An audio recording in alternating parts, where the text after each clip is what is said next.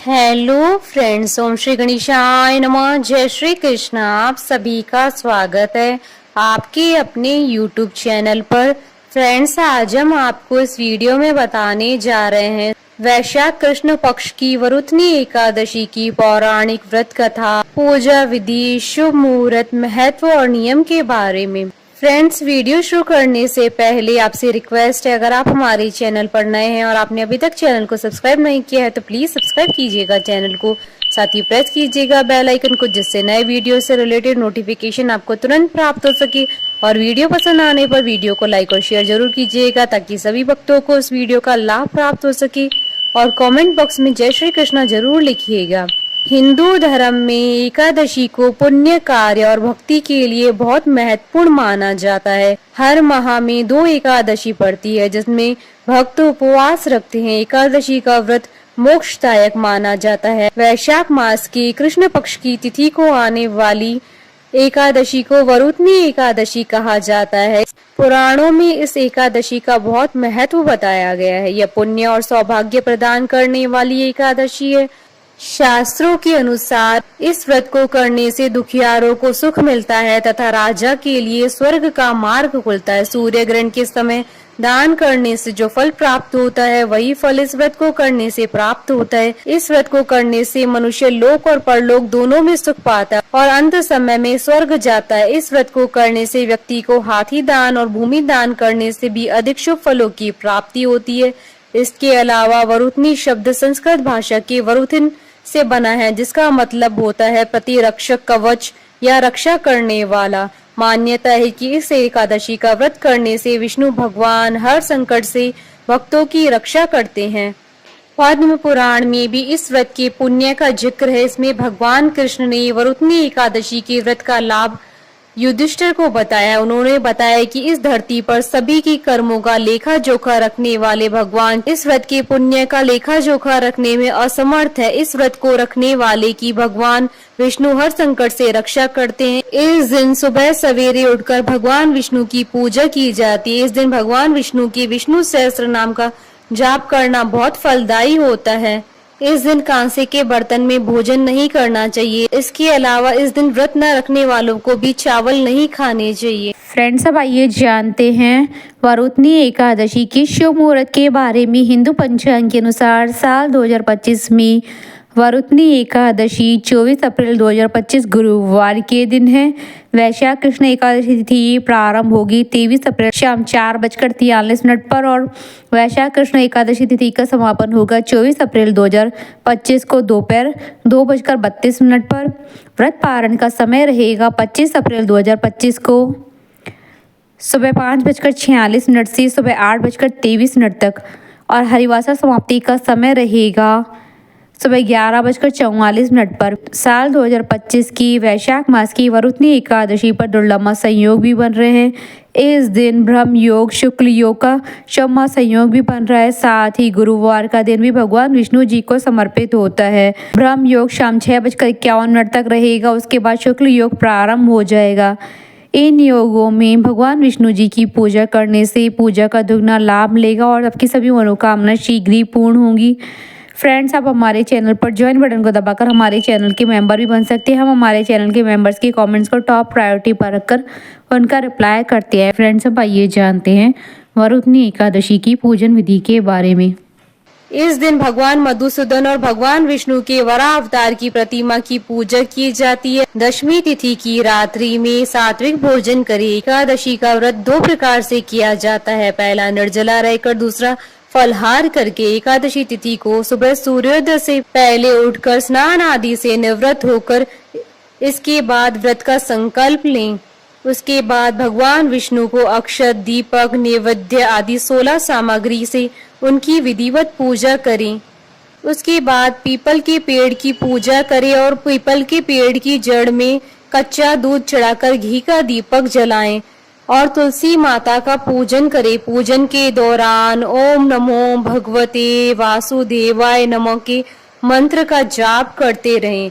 फिर इसके बाद विष्णु सहस्त्र नाम का जाप करें। पूजा संपन्न करने के बाद एकादशी व्रत की कथा जरूर सुने। फिर रात में भी भगवान विष्णु और माता लक्ष्मी की पूजा अर्चना करें। पूरे दिन समय समय पर भगवान विष्णु का स्मरण करें। रात में पूजा स्थल के समीप जागरण करें। एकादशी के अगले दिन द्वादशी को व्रत खोलें। यह व्रत पारण मुहूर्त में ही खोले। व्रत खोलने के बाद ब्राह्मण या किसी गरीब को भोजन कराएं। फ्रेंड्स, अब आइए आरंभ करें वरुथनी एकादशी की व्रत कथा। धर्मराज युधिष्ठिर बोले कि हे भगवान, वैशाख मास के कृष्ण पक्ष की एकादशी का क्या नाम है, उसकी विधि क्या है तथा उसकी करने से क्या फल प्राप्त होता है? आप विस्तार पूर्वक मुझसे कहिए, मैं आपको नमस्कार करता हूँ। श्री कृष्ण कहने लगे कि हे राजेश्वर, इस एकादशी का नाम वरुथनी एकादशी है। यह सौभाग्य देने वाली तथा सब पापों को नष्ट करने वाली तथा अंत में मोक्ष देने वाली इस व्रत को यदि कोई अभागिन स्त्री करे तो उसको सौभाग्य मिलता है। इसी वरुथनी एकादशी के प्रभाव से राजा मानधाता स्वर्ग हो गया था। वरुथनी एकादशी का फल 10,000 वर्ष तक तप करने के बराबर होता है। कुरुक्षेत्र में सूर्य ग्रहण के समय 1 मन स्वर्ण दान करने से जो फल प्राप्त होता है, वही फल वरुथनी एकादशी के व्रत के करने से मिलता है। वरुथनी एकादशी के व्रत को करने से मनुष्य इस लोक में सुख भोग कर परलोक में स्वर्ग को प्राप्त होता है। शास्त्रों में कहा गया है कि हाथी का दान घोड़े के दान से श्रेष्ठ है। हाथी के दान से भूमि दान, भूमि के दान से तिलों का दान और तिलों के दान से स्वर्ण का दान तथा स्वर्ण के दान से अन्न का दान श्रेष्ठ है। अन्न दान के बराबर कोई दान नहीं है। अन्न दान से देवता, पितृ और मनुष्य तीनों तृप्त हो जाते हैं। शास्त्रों में इसको कन्या दान के बराबर माना जाता है। वरुथनी एकादशी के व्रत से अन्नदान तथा कन्यादान दोनों के बराबर फल मिलता है। जो मनुष्य लोभ के वश में होकर कन्या का धन लेते हैं, वे प्रलय काल तक नरक में वास करते हैं या उनको अगले जन्म में बिलाव का जन्म लेना पड़ता है। जो मनुष्य प्रेम एवं धन सहित कन्या का दान करते हैं, उनके पुण्य को चित्रगुप्त भी लिखने में असमर्थ है, उनको कन्यादान का फल मिलता है।